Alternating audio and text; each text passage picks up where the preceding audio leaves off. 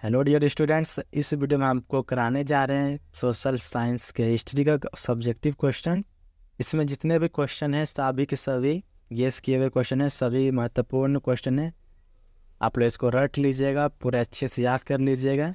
और अगर आप चैनल पर नए हो तो चैनल को ज़रूर सब्सक्राइब करें, क्योंकि सब्सक्राइब करने का कोई पैसा नहीं लगता है, आपको कोई चार्ज नहीं लगता है, पर आपकी एक सब्सक्राइब से ही हम लोग मोटिवेट होते हैं। तो प्लीज़ सब्सक्राइब करें और दोस्तों को शेयर करें। चलिए स्टार्ट करते हैं। पहला क्वेश्चन है, राष्ट्रवाद किसे कहते हैं? अपने देश के प्रति प्रेम की भावना को राष्ट्रवाद कहते हैं। देखिए, इसमें शॉर्ट कट आंसर दिया गया है, कोई एकदम घुमा फिरा के नहीं, सिंपल से आंसर है। अगर आप इनको पूरा वॉच करते हैं, पूरा वीडियो देखते हैं, तो आपको यहाँ से 10 से 15 नंबर फिक्स है इस वीडियो से। तो प्लीज़ कंप्लीट देखिए वीडियो, ठीक है। देखिए अगला प्रश्न क्या है। अगला प्रश्न है, जर्मनी के एकीकरण की बाधाएं क्या थी? आपको बाधाएं में 2-3 लिखना काफ़ी है। पहला लिखना है, जर्मनी लगभग 300 छोटे बड़े राज्यों में विभाजित था, यानी एक टूटा हुआ था 300 राज्यों में। दूसरा लिखना है, राज्यों में राजनीतिक तथा सामाजिक और धार्मिक विषमताएं थी और राष्ट्रवाद की अभाव था। स्वाभाविक सी बात है, अगर अगर 300 क्षेत्रों में टूटा है तो वहाँ राष्ट्रवाद की भावना हो गया ही नहीं, ठीक है। देखिए अगला प्रश्न है, मेटरनिक युग क्या है? मेटरनिक एक राजा का नाम है जो कि ऑस्ट्रेलिया का शासक था, ठीक है। तो मेटरनिक ने 1815 से 1848 तक शासन किया। इस काल को मेटरनिक युग के नाम से जाना जाता है, ठीक है। अगला प्रश्न है, जर्मनी के एकीकरण के लिए बिस्मार्क ने कौन सी नीति अपनाई? एक काफ़ी अच्छा क्वेश्चन है, बहुत बार पूछा गया क्वेश्चन है। आंसर हो जाएगा, बिस्मार्क जर्मनी के एकीकरण के लिए सैन्य शक्ति के महत्व समझा, सैन्य शक्ति को महत्व समझा, ठीक है। इसलिए उन्होंने रक्त और लौ की नीति अपनाई। एक क्वेश्चन यहाँ से बन सकता है, रक्त और लौ की नीति किसने अपनाई? तो इसका आंसर हो जाएगा बिस्मार्क। आप लोग याद रखिएगा। ये अगला प्रश्न है, ये काफ़ी इम्पोर्टेंट प्रश्न है। खूनी रविवार से आप क्या समझते हैं? खूनी रविवार वर्ष तो 1904-5 के रूस जापान युद्ध में रूस एक छोटे से देश जापान से पराजित हो, यानी कि हार गए, जिसके कारण रूस की जो जनता थी अपने ही सेना के विरुद्ध रोटी दो का नारा लगाते हुए सेंट पीटर्सबर्ग के महल की ओर जा रहे थे। तभी जार की सेना ने लोगों पर अंधाधुंध गोलियां बरसा दी, जिसमें बहुत सारे लोग मारे गए। उस दिन जो था वो रविवार का दिन था, इसीलिए इस घटना को खूनी रविवार या लाल रविवार के नाम से जाना जाता है। यह घटना 9 जनवरी 1905 में हुआ था। अगर नए कैलेंडर के मुताबिक देखा जाए तो वो 22 जनवरी हो जाता है, 22 जनवरी 1905 को। तो दोस्तों में ज़रूर शेयर करें वीडियो। देखिए अगला प्रश्न है, रूसी क्रांति के 2 कारण का वर्णन करें। देखिए पहला कारण लिखना है, निरंकुश एवं अत्याचारी शासन का व्यवस्था का होना, और दूसरा किसान और मजदूर की दैनिक स्थिति। ये अगला प्रश्न है, पूंजीवाद क्या है? पूंजीवाद मतलब होता है क्या? देखिए, वैसा व्यवस्था जिसमें उत्पादन के सभी साधनों पर पूंजीपतियों का अधिकार हो।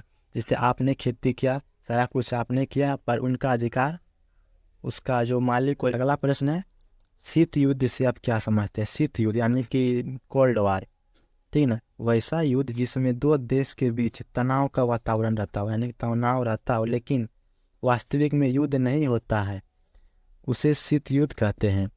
हमें इस देश यानी कि इसमें एक देश दूसरे को नीचा दिखाने की कोशिश में लगे रहते हैं। जैसे हमारे गांव समाज में भी देखने को मिलता है, एक देश मतलब एक घर दूसरे घरों से जलते रहता है। अगर उसके घर में फ्रिज आएगा तो ये भी खरीदेंगे फ्रिज चलाने के लिए, इनके घर में टीवी लाएंगे तो वो भी टीवी खरीदेंगे, वो बाइक लेगा तो ये भी बाइक लेगा। तो ये एक्चुअली में ये युद्ध होता नहीं, बल्कि एक दूसरे से जलता है, ठीक है ना। तो इस तरह आपको बना के लिख देना है। देखिए अगला प्रश्न है, हो ची मिन्ह मार्ग क्या है? हो ची मिन्ह मार्ग काफ़ी इंपॉर्टेंट क्वेश्चन है, स्टार लगा लीजिए इनमें। देखिए, हो ची मिन्ह मार्ग हनोई से चलकर लाओस कंबोडिया के सीमा क्षेत्र से गुजरता हुआ दक्षिण वियतनाम तक जाने वाला मार्ग था, जिसमें सैकड़ों कच्ची पक्की सड़कें निकलकर जुड़ी हुई थी।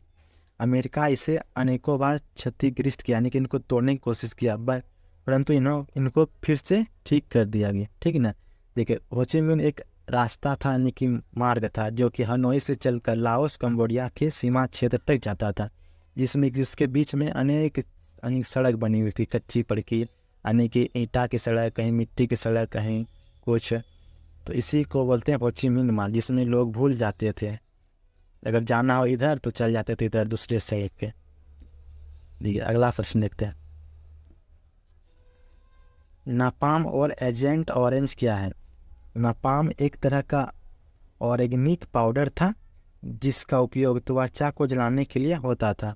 एजेंट एजेंट ऑरेंज यह एक तरह का जहर था, जिससे पेड़ की पत्तियां तुरंत झुलस जाती थी एवं पेड़ मर जाता था। जंगल को खत्म करने के लिए इसका प्रयोग किया जाता था। ठीक है। ये एक मतलब बोलते पाउडर, जिसमें अभी भी मिलता है, जैसे कि घास वगैरह को मारने के लिए खेतों में यूज होता है इस सब का। तो सेम उसी तरह था। ठीक है। अगर आप चैनल पर नए हो तो चैनल को जरूर सब्सक्राइब करें, दोस्तों को भी शेयर करें। आपका सब्सक्राइब करने का कोई पैसा नहीं लगता है। देखिए, अगला प्रश्न है, खिलाफत आंदोलन क्यों हुआ? इसका रीज़न लिखना। ये तुर्की के सुल्तान खिलाफा को इस्लाम धर्म के गुरु माना जाता था। ठीक है। यानी तुर्की के जो सुल्तान थे खलीफा, उनको इस्लाम धर्म का गुरु माना जाता था। ब्रिटेन सरकार जो 1919 में खलीफा पद को समाप्त कर दिया, इसी कारण भारतीय मुसलमानों ने खिलाफत आंदोलन शुरू कर दिया। ठीक है। सारा क्वेश्चन जो गैस किया हुआ क्वेश्चन है, ये सब क्वेश्चन ही आपको देखने को मिलेगा बिहार बोर्ड एग्जाम में। तो आप लोग पूरा अच्छे से नोट करते रहे, स्क्रीनशॉट लेते रहे और याद जरूर कर लें सब क्वेश्चन। 2 नंबर में आपको यही सब क्वेश्चन देखने को मिलेगा। अगला प्रश्न है, रॉलेट एक्ट से आप क्या समझते हैं? रॉलेट एक्ट, ठीक है। भारत में बढ़ती हुई राष्ट्रवादी घटनाओं को दबाने के लिए 1919 में रॉलेट एक्ट लगाया गया। इस एक्ट के अंतर्गत किसी भी व्यक्ति को बिना किसी साक्ष्य वारंट के गिरफ्तार किया जा रहा था।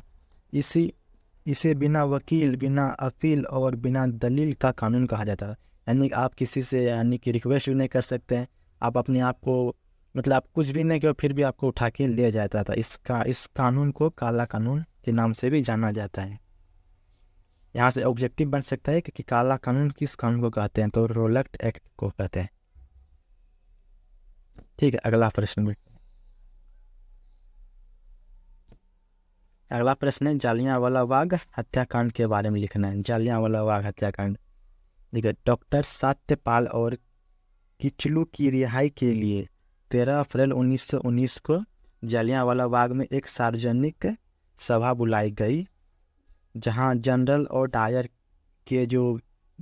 डायर बिना किसी चेतावनी के शांतिपूर्ण चल रहे सभा पर गोलियां चलाकर लगभग 1000 लोगों की हत्या कर दी। बहुत से लोग घायल भी हुए। जालियांवाला बाग नरसंहार के बाद पंजाब में मार्शल लॉ लगाकर आतंक का माहौल कायम कर दिया गया। इस घटना के बाद रविंद्रनाथ टैगोर ने नाइट की और महात्मा गांधी ने केसर-ए-हिंद की उपाधि त्याग दी। देखिए, रविंद्रनाथ टैगोर को एक उपाधि मिला था जिसका नाम था नाइट, और महात्मा गांधी को मिला था केसर-ए-हिंद।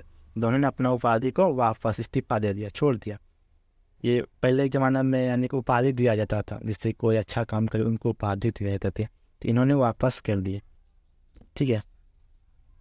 ये अगला प्रश्न है,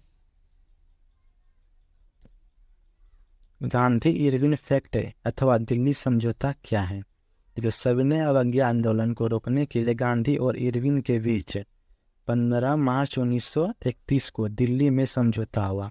15 मार्च 1931 में।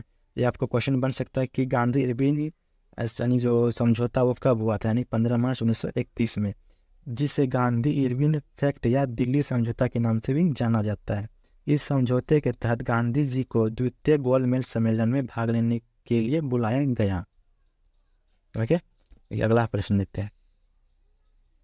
अगला प्रश्न है, ग्रामीण तथा नगरीय जीवन के बीच किन्हीं 2 विभिन्नताओं का उल्लेख करना है। ग्रामीण और नथी जो कि शहर। अब गांव और शहर में क्या अंतर है, बस यही लिखना है।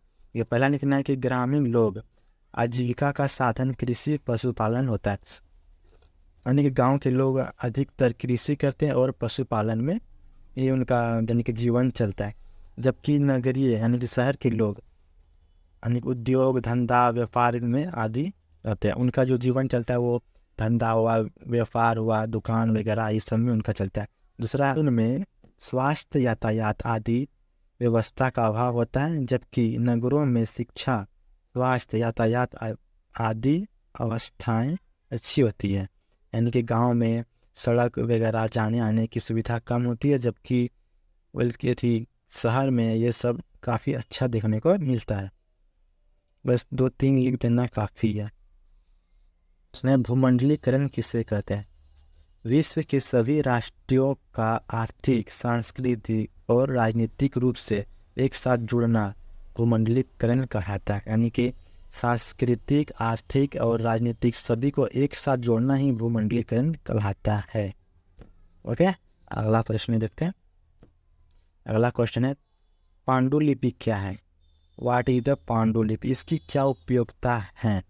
देखिए, हस्तलिखित पुस्तकों को पांडुलिपि कहा जाता है, यानी जो हाथ द्वारा लिखा गया पुस्तक को ही पांडुलिपि कहा जाता था। पहले ज़माने के लोग हाथ से लिखा करते थे, अभी तो प्रिंट वाला ऑप्शन है।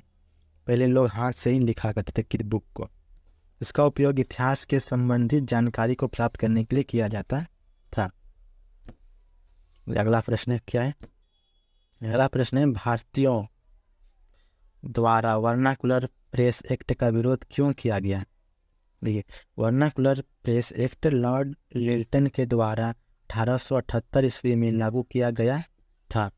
इस एक्ट के द्वारा भारतीय प्रेस को अंग्रेज सरकार के विरुद्ध अखबार छापने पर रोक लगा दिया, इसीलिए भारतीयों ने इसका विरोध किया। यानी कि वर्नाकुलर एक्ट प्रेस एक्ट था, जिसके जैसे कि अंग्रेज ने कुछ भी किया तो उसके खिलाफ आप कुछ नहीं छाप सकते हैं, ये इसके अथी था। इसीलिए भारतीयों ने उनको विरोध किया, क्योंकि